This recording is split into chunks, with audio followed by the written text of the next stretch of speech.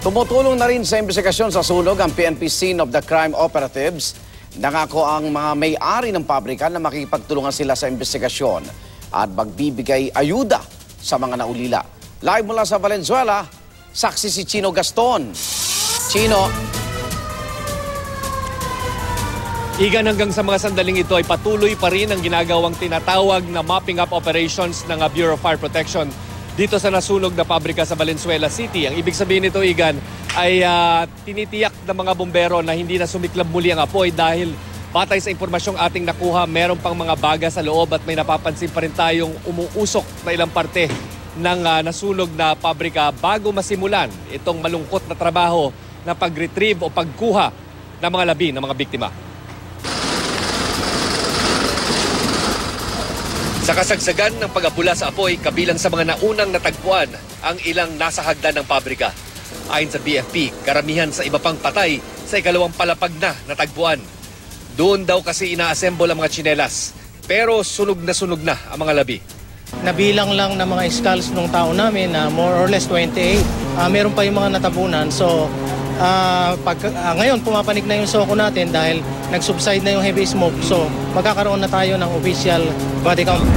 Ang pagbibilang nasimulan lang nang maideklara ng fire out ang sunog 6:47 PM ng gabi.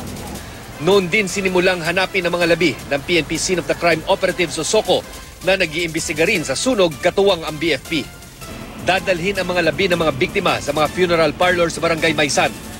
Sa kalapit na barangay hall naman, dinala ang mga kaanak ng biktima para sumailalim sa counseling. Dito rin aayusin ang proseso sa pagkilala sa mga nasawi. Dadalhin na ho namin sila sabay-sabay sa Barangay Maysan Hall kung saan malapit sa mga morgue for proper professional identification. Tutulong din daw sa mga biktima ang mga may-ari ng nasunog na pabrika, bukod pa sa makikipagtulungan sila sa investigasyon. Our concern right now is yung mga natitira pa na kung may masasave pa, yung mga hospital at burial expenses ng mga namatayan, yung mga nasugatan, yun muna ang concern namin. Kinilala ang mga may-ari na sina Diato Ang at Ong King Guan na namatayan din umano sa sunog. Bagamat hindi pa masabi kung may paglabag ang pabrika sa fire at building codes ng bansa, napuna na raw na iisa lang ang entrance at exit point ng pabrika sa second floor.